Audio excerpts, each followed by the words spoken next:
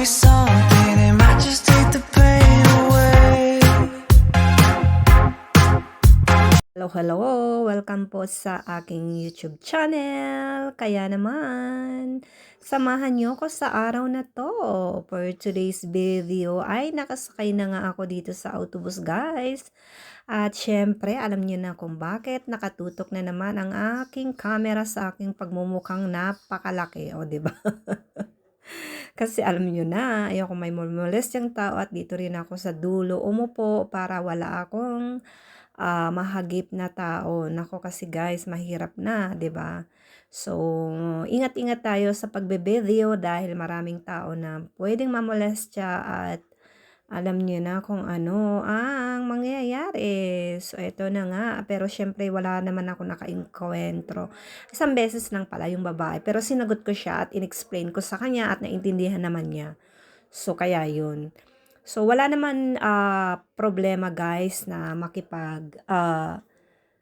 sumagot tayo or ipaliwanag natin yung ating side na alam naman natin na karapatan natin yon at kung meron naman tayo talagang ebidensya or ano pa man ang hinihingi nila, kailangan makipag-collaborar tayo. Kagaya ng halimbawa, hinihingi niya or gusto niyang tingnan kung nandun yung pagmumukha niya. So, ipakita nyo para hindi sa inyo magalit or mas akusahan kayo ng mas malala, 'di ba?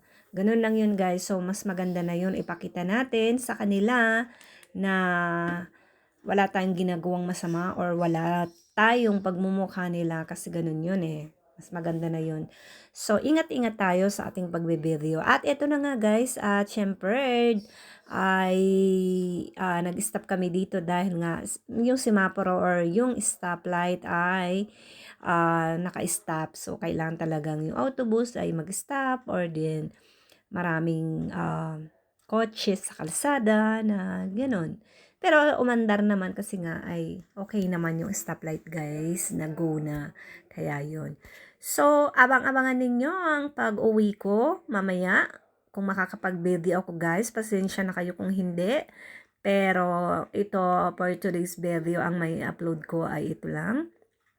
As usual, nakikita nyo naman na ito lang ang pwede kong ipakita, yung pag-aagala, and then yung minsan dumadaan ako sa tindahan or namimili ako or namamalingki ako.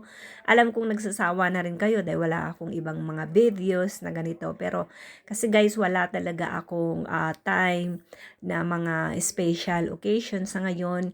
Meron din naman pero hindi talaga masyadong makikita nyo yung mga mukha na makakasama ko or ano, kasi nag-iingat din ako, mas maganda na yun guys, lalo na sa pamilya ko. Alam ko naman na iintindihan nyo ko, masyadong close yung aking videos, ayoko mag-involve ng pamilya ko, and then alam nyo naman yung anak ko napaka mahiyain.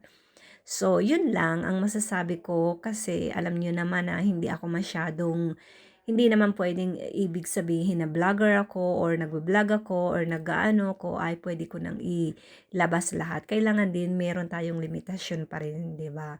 So sana naintindihan niyo ako guys kung ma-explain ko ganito man, korto or maiksi or ano pa man, pero alam ko naman na matatalino kayo at naiintindihan ninyo kung anong ibig kong sabihin. Ganun na lang. So, kung halimbawa, one day, one time, somehow, someday na ma-upload ko yung pamilya ko, yung may occasion, halimbawa, yung mga mukha nila. So, siguro, yung araw na yun ay na-involve ako sa siguro for happiness, 'di ba, na maibahagi ko sa inyo. 'Di ba? Pero sa ngayon po ay hindi ko pwede munang maibahagi sa inyo kasi mas maganda na po 'yun na masyado nga ibig kong sabihin walang ma-involve na pamilya ko dahil alam niyo na ayoko rin masaktan sila, ayoko rin na sana intindihan niyo ako. Ako na lang banggain niyo guys, ano man sabihin niyo, ano man ang ano niyo sa akin, okay lang, tatanggapin ko. Pero pag sa pamilya ko na kasi, ayoko. Okay? Sana maintindihan niyo ang ibig kong sabihin. So guys, nandito na nga po ako sa Monclova at syempre, maglalakad ako papunta sa parahadahan ng autobus at may distansya din, 'di ba? So ito na nga guys, at nakasakay na ako. Hindi ko na nag-video doon, ay nagmamadali din ako pagbaba ko ng babaan. So, hanggang sa sumakay ako, pasensya na kayo, hindi ako nagpag-video kasi nga super duper busy at maraming tao doon. So, maraming estudyante, mas mahirap mag-video kapag maraming taong nakatingin sa'yo, di ba? Nakatutok sa'yo.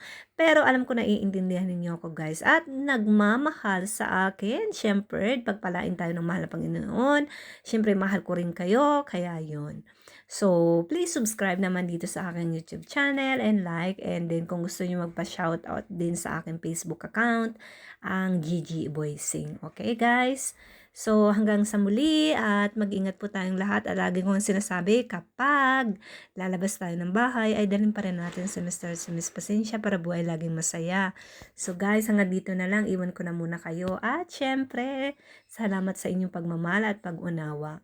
Hanggang sa muli. Bye-bye.